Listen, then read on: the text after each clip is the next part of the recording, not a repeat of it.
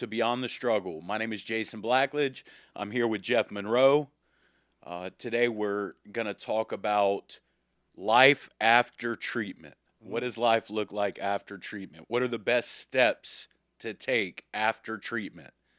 What's the most successful path for people that we see go in treatment, come out of treatment? What are people not doing that go in and out of treatment like you and I did back in the day, man? Back in So the day? yeah, like A couple of times before. what about you, man? What do you see? What do you see as the best recipe for success right out of treatment? Well, man, I've, failed multiple times, and until I was ready to really do something different, then I followed some suggestions. I Yeah. think the biggest part, is this idea, for those who are going into treatment first and foremost for their first time, Mhm. right? Is I don't even remember that first time. Yeah, Like, yeah, you like remember that, man?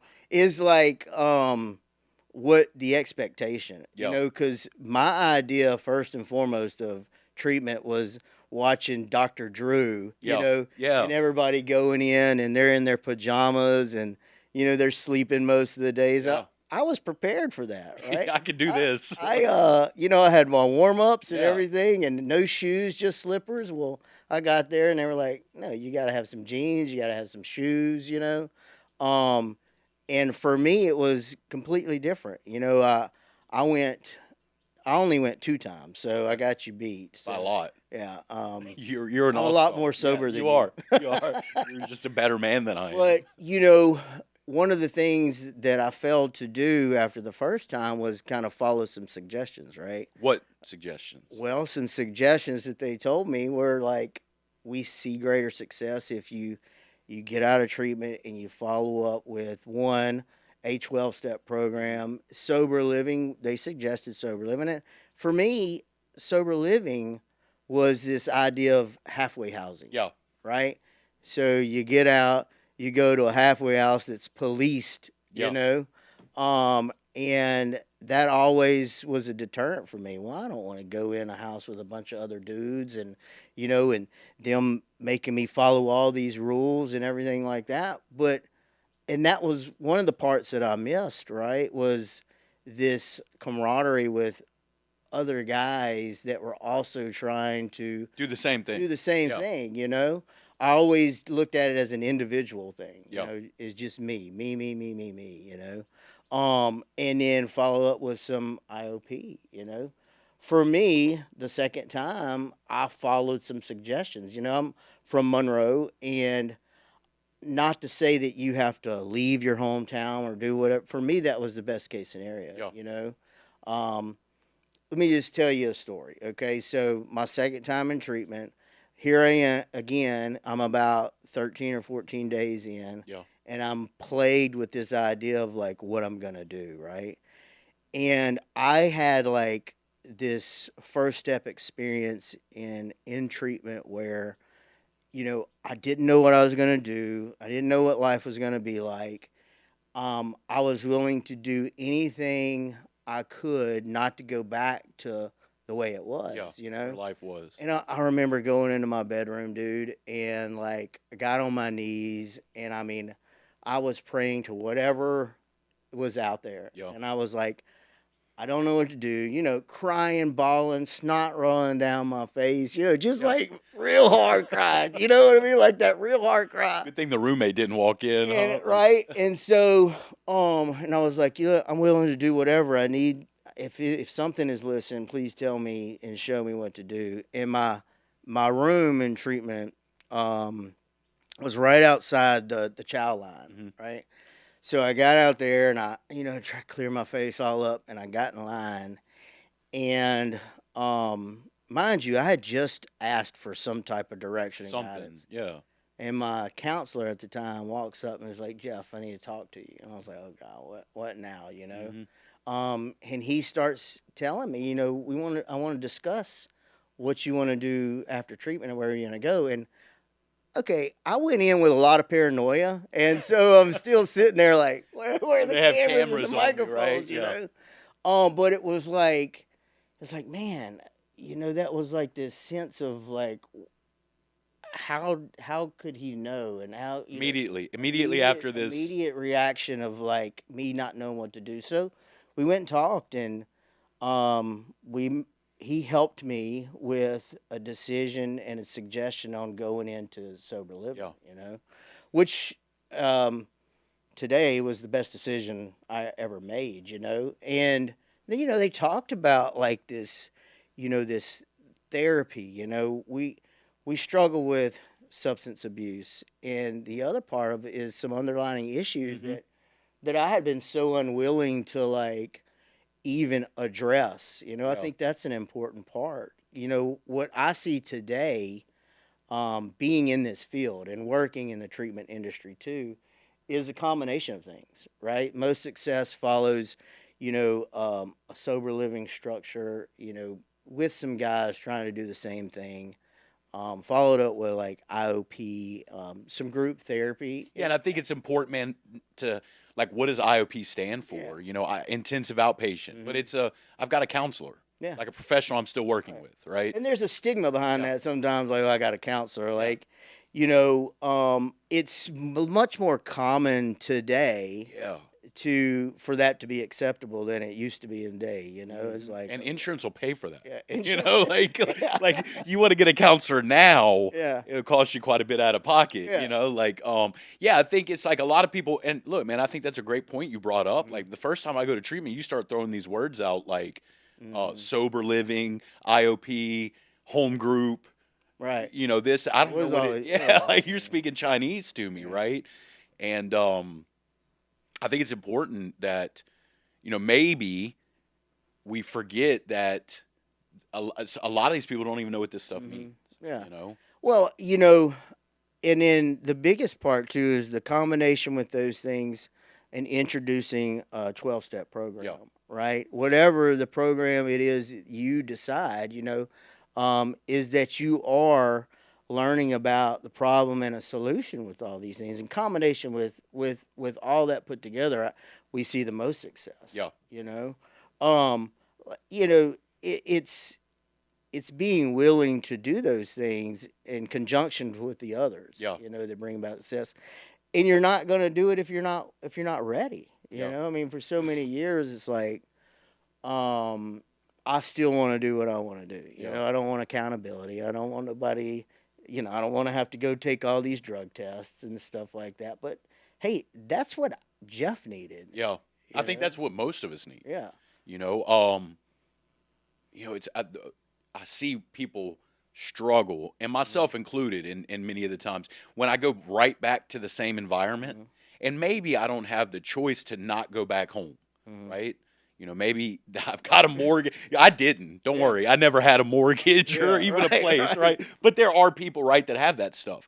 But I have to make sure that continuing with this other stuff, if I'm going to be successful. If I go right back into where I came from and nothing changes, then I've been told nothing changes, right? Nothing changes, nothing changes, right. Yeah, and man, honestly, for myself this last time, I had probably lived in most sober living houses in the area. And I did. I went back to sober living this last time. But thank God nobody wanted anything to do with me. Thank God the options were gone. Yep. It was it's an easy choice. It was an easy choice for myself when that was the only choice. Yeah. Like you could either do this or the world made the choice for you. Yeah, man, thank God, right? Baton Rouge made the choice for you. Yeah, Baton Rouge and Jason. It's like I had done. Just nobody wanted anything to do with me. I went back to IOP. And look, man, again, talking about what I told my family I would do this stuff. The little bit they were speaking with me because I had some legal stuff going on. I usually have the recipe that I go into treatment with, and that's legal issues and this and that. And I said I would do these things. I told people I would do these things, and I did them. And I followed that recipe. I heard you say the willingness to do these things. That's important. um, if I'm being forced to do this stuff, as soon as that's gone, Yeah. I'm done. Yeah. Right? Oh, Like, yeah, absolutely. like if the judge, if the wife, if the mom and dad, whoever it may be, isn't telling me I have to do this stuff anymore. Um, Let me ask you this question, man. Do you think that um, I don't know how to word the question. Do you think that people that follow said plan that we've talked about, sober living, outpatient services, 12-step meetings or some form of recovery meetings or whatever that may be, um, why do you think that those people that follow that plan, maybe light out in front of them, um, stop or stop having the success after so much, maybe they do it for 12 months, 6 months, 18, and then stop doing it? Why do you think that people that have the success following this plan, I guess, stop following the plan? Uh, I think it's because they get comfortable. Yeah. Right? Get comfortable with their life, and you stop realizing that the things that are happening in your life is because of a plan, and you start to Yeah. take everything into your own hands, and it starts to be that me, I type thought process again, rather than seeing that, hey, this structure that's been laid out for me, Yeah. right, has actually worked. And that's what I see time and time again is they just get away from the things that are working. Yeah. And it's because they get comfortable in a life that they believe they made for themselves, right? Um, not to get into too many things, but the life I have today is all in part of the actions I've taken, and my higher power, God, doing those things in my life. When I start taking back all those things and thinking I've done this for myself, that's where I start to veer off, right? Veer off the plan. Yeah, veer off the plan. And I think having that structured plan and layout is what brings the most success, kind of like you were saying, there was a point where you have tried so many times to do what Jason wanted to do. Yeah. Right? There's been a structured plan, a design for living, right? That you were able to follow.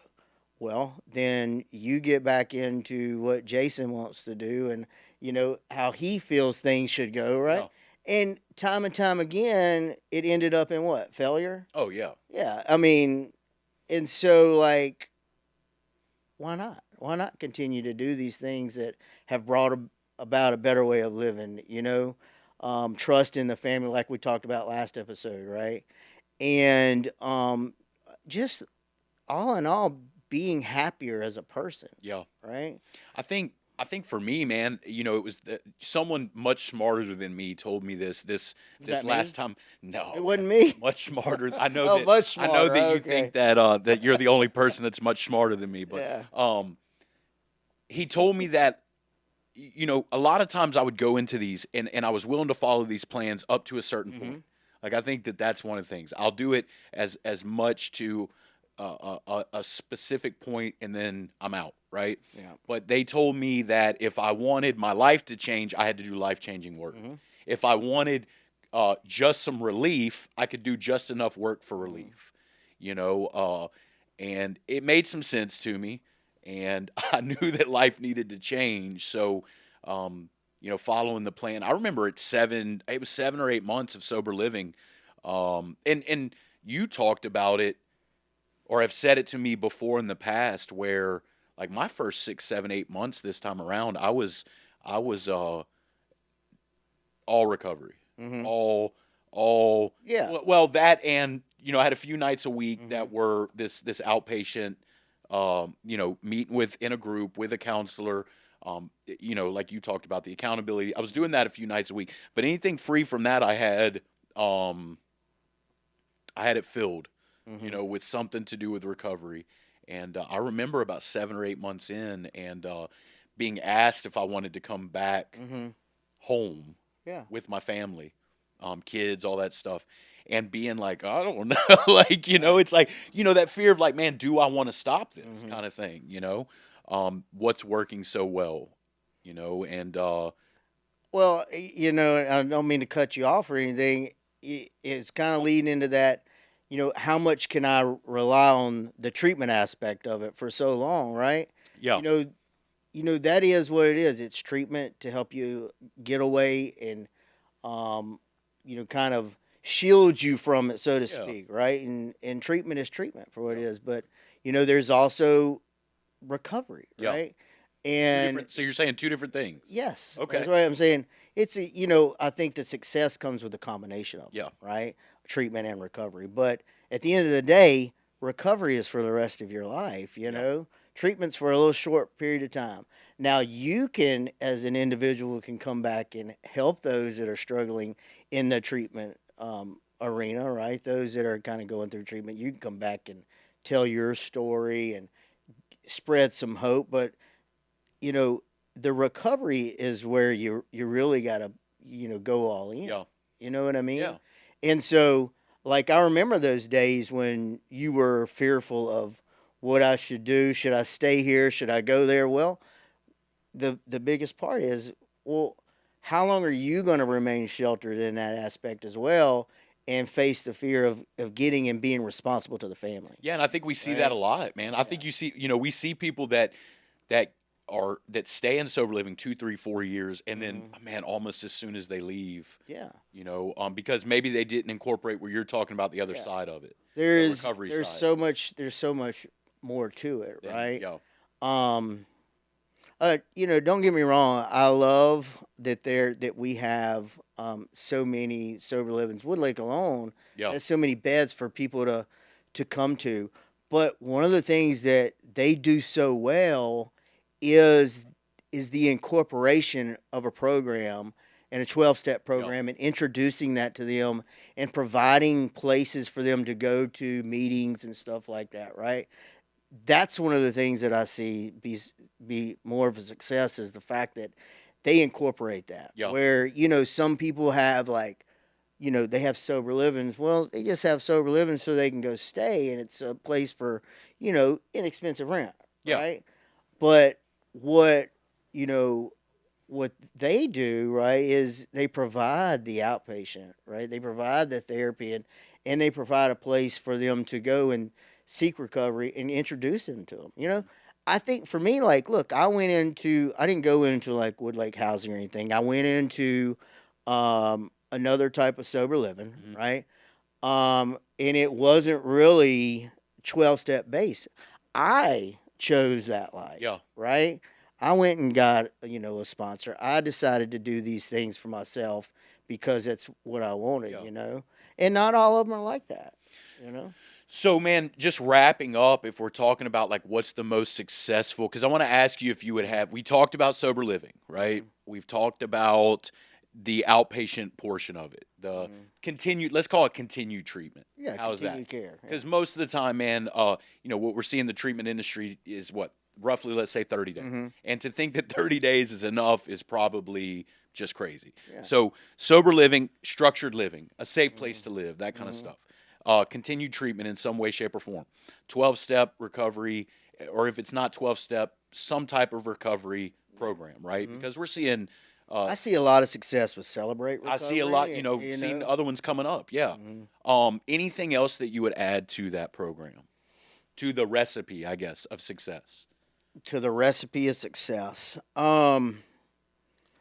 Yeah, man. I think it all comes on an individual basis of like somebody's motivation, Hmm. right? I don't know if you remember me talking about this. This idea of success. You say a recipe of success, but the idea of success always came in the form of somebody else, Yeah. right?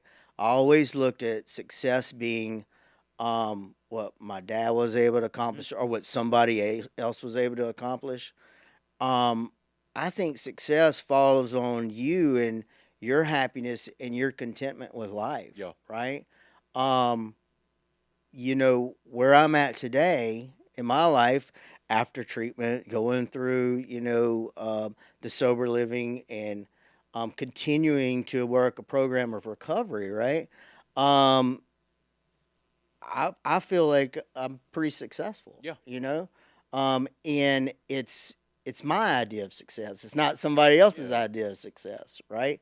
But to go back to a little bit what you're saying is, I have seen people succeed that have much more time to me, and that's what I look at. Yeah. And they did those things, right?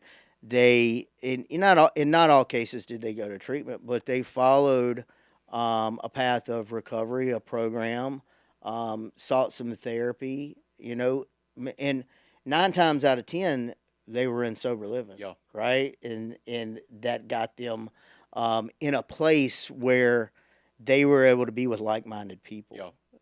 I think all in all, that's a big portion of it. Yeah, I think, man, one of the things I'm seeing now that's important, and look, I'll talk about myself.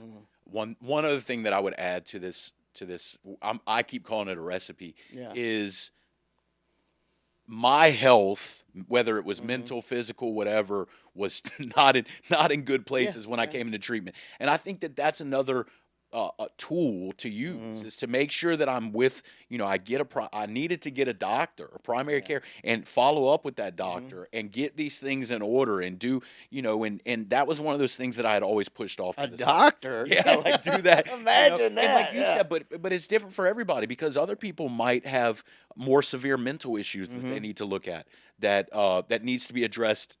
As much as we think we're physicians, we aren't, and I think that that's another part of that recipe is, man, look, I tell people this all the time.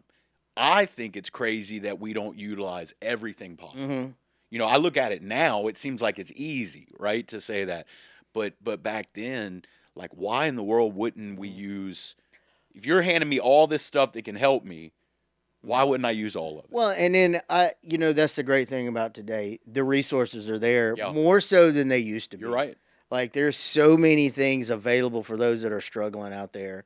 Like you said, the primary care physician, the treatment, the therapy, the programs, they're so much more prevalent now. Oh yeah, man. And meetings the, all day, every day. Everything. The resources for success is there, right?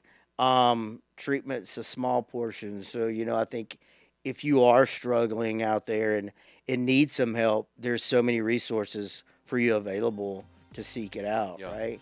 But I have to seek it out. You said it. Like, I have to, no one comes up and just throws the resources at me, right? Like, I have to seek it out and be willing to use it. Okay. Yeah, man. Yeah. Well, thank you, man. I appreciate the input. We appreciate you guys joining us today on this episode of Beyond the Struggle, and we look forward to seeing you guys next time. Thank y'all.